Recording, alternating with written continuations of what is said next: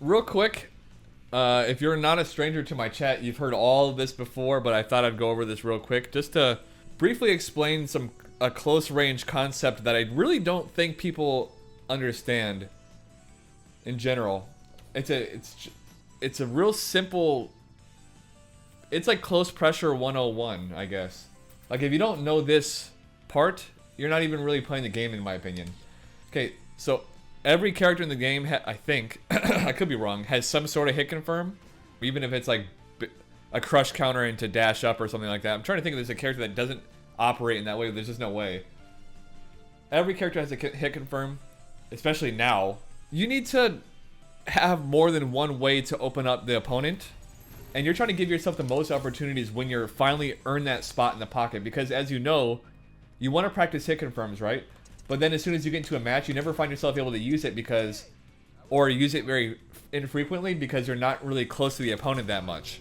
So you finally get close to the opponent, and this is what it looks like. Like, okay, how do I get my first knockdown? Something fake like a throw and a dash, okay? And now you're close, and then you go, and then it's over, or something like that. When you're at close range, you want to be able to get something out of it, or do as much as you can in that little span of time. So you start off with a hit confirm, a low hit. Let's start off with a low hit confirm here. Okay, you got a conversion of it, great. But then what else? What? Because all they'd have to do is what? Block it out, and then it's over. So that's when you tack in that second hit confirm, right? So that's the second part. So you go do. See that hit? Do.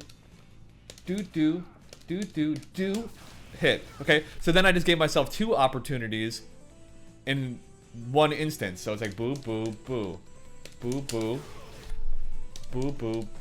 But what about on top of that though? Then what? You're just gonna keep doing that. Eventually, the opponent's gonna block it out, right? So that's when you implement the tick throw. Okay. And then after that, the shimmy.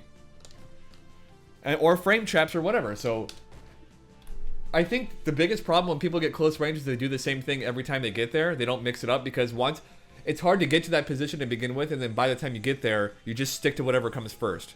So you just go,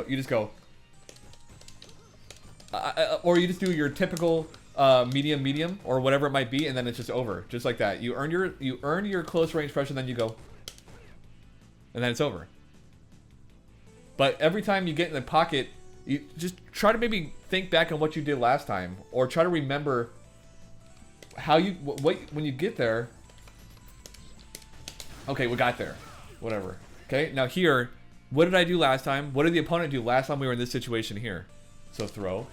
If he throw techs, you put that in your head. Oh, he's throw teching.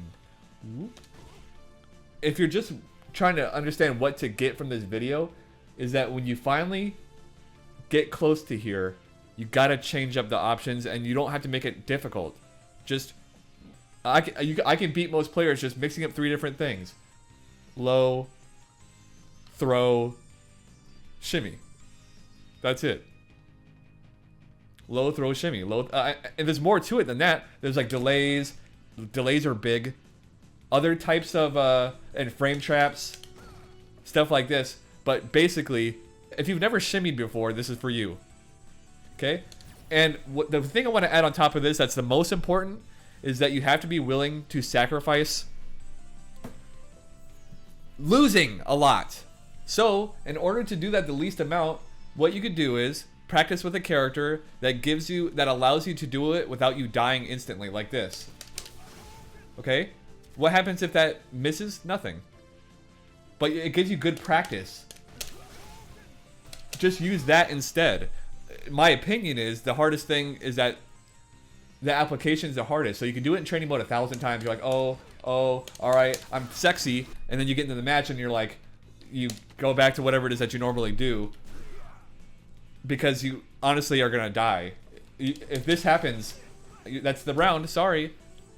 But you have to think about your LP as sort of like a resource. Yeah, you want the rank to reflect your skill level,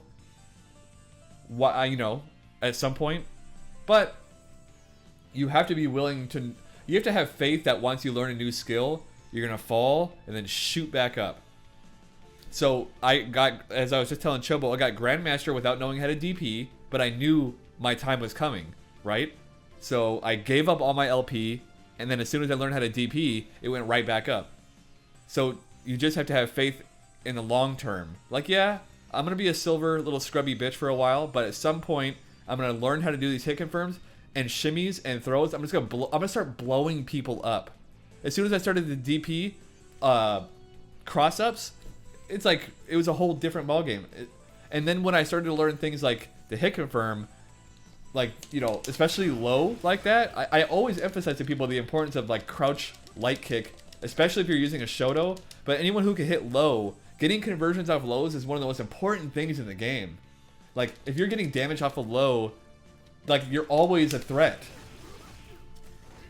Always, like, Karine, that's why Karine is so powerful. She just walk back at any point here. If you're not blocking, you're eating a whole combo. The lesson is, if you need to practice hit confirming in game, which is going to get you losses. But if you want to find an easy way to do it, you use a safe option like EX Fireball. It doesn't do the damage, but you could do it without dying.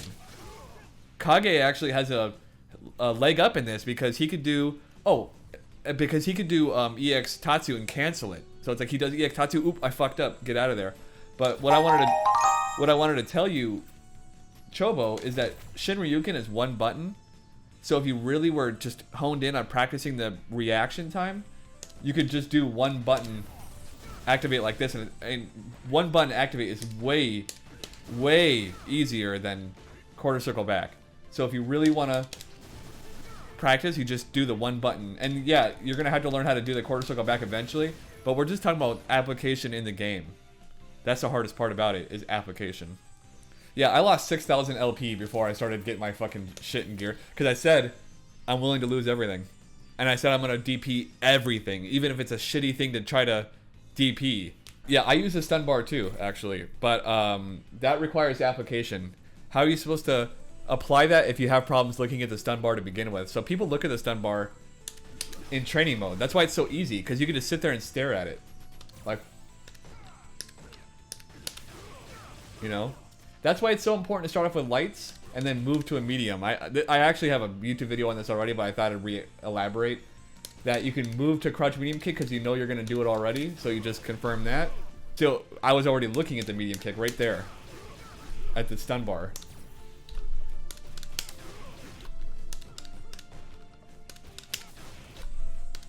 I can do this all day. Easy.